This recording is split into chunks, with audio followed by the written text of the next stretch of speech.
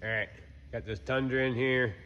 We have to do the secondary air vacuum valves. I'll show you here. I got the book. Customer brought the book with the truck. They've been having trouble with it. I just skimmed through here and read some information on it. That's the valve that I have to change. It's underneath the intake manifold. So let's go out there and start getting some shit tore off. Show you the new part here. There's the new doorman. Hopefully she works.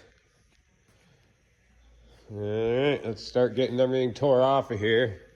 Things all soaking wet because it doesn't have the cowl piece around the windshield there, so the water runs right down in here. It's probably not great for all the electrical components. But we're only throwing a code for this valve being stuck on B, so let's dig into her. Air intake system off. So I'll pull that cover off, get all the hoses and shit out of our way under here, start pulling the intake.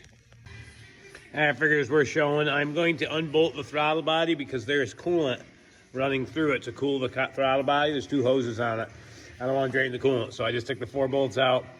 We'll let it sit there. We'll pull this whole intake off out without that there. We're getting pretty close. I got most of everything disconnected.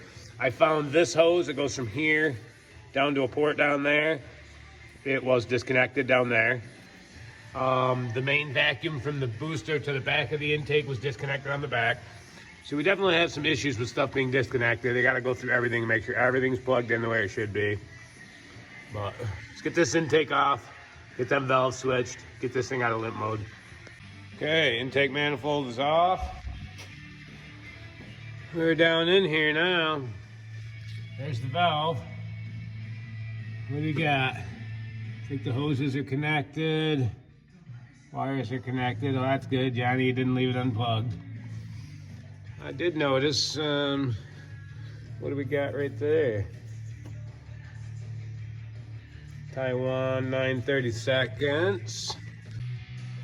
All right, new valves are in, all hooked up. I got to torque them down with a ratchet. I ended up just changing the valves, not the block. Show you. There's the stock block. Well, the aftermarket one, the Dorman, I'm sure it's the same as the stock. I just took the valves off and replaced them. The bellows or reeds are both stuck open on both of them. And they're both full of water. They're disgusting. No fucking way these things could ever work.